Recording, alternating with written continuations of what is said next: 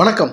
அரசியல் வருகைக்கு வாழ்த்து தெரிவித்த ரஜினிகாந்த் அவர்களுக்கு தொலைபேசி வாயிலாக விஜய் அவர்கள் நன்றி தெரிவித்து தொலைபேசியில் பேசியிருக்கிறாரு.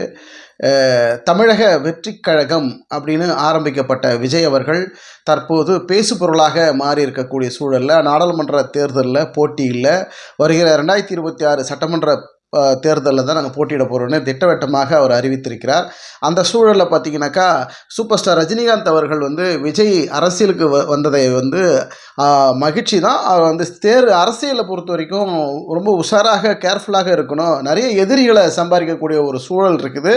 அதனால் பக்குவமாக அரசியலை கையாளுங்க அப்படின்னு நடிகர் விஜய்க்கு ரஜினிகாந்த் அவர்கள் அறிவுரை வழங்கியிருப்பதாக தற்போதைய புதிய தகவலாக வந்து கொண்டிருக்கிறது.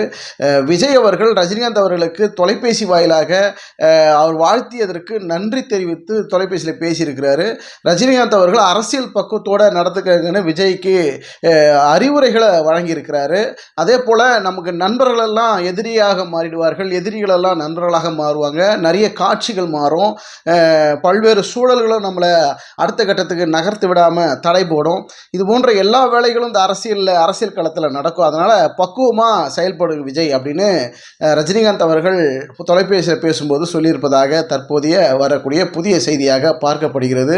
விஜய் அவர்கள் பின்னணியிலிருந்து அரசியல் பக்குவப்பட்ட அரசியல் ஆலோசகர்கள் நிறைய பேர் இருப்பாங்கன்னு தான் பார்க்கப்படுகிறது. ஏன்னா அரசியலுக்கு வரன்னு சொல்லிட்டு அந்த அறிவிப்பெல்லாம் இல்லாமல் அதிரடியாக அரசியலுக்கு விஜய் அவர்கள் வந்திருக்கிறாரு. இந்த சூழலில் நாடாளுமன்ற தேர்தல் பரபரப்பாக இருக்கக்கூடிய சூழலில் எல்லாரையும் பேச வச்சிருக்கிறாரு விஜய் அவர்கள். தமிழக வெற்றி கழகம் அப்படிங்கிறது எல்லார் மத்தியிலும், அதாவது பட்டி தொட்டியில் இருக்கக்கூடிய கிராமப்புற மக்கள் மத்தியில் வரைக்கும் உலகத்தில் இருக்கக்கூடிய தமிழர்கள் அனைவரிடத்திலும் இந்த பெயர் கட்சியுடைய பெயர் ஒரே நாளில் ரீச் ஆயிடுச்சு. அந்த அளவுக்கு இந்த நாடாளுமன்ற தேர்தல் பரபரப்பாக இருக்குது. இந்த சூழலில் இப்படி ஒரு கட்சி ஆரம்பித்தா நிச்சயமாக ஒரு ரீச் ஆகத்தான் செய்யும். இதுக்கு மேலே ஒரு பெரிய விளம்பரமே தேவையில்லை. ஒரே நாள்லேயே கட்சி ஆரம்பித்த 1 மணி நேரத்திலேயே பல கோடி மக்களுக்கு உடனடியாக பாஸ் ஆகிடுச்சு.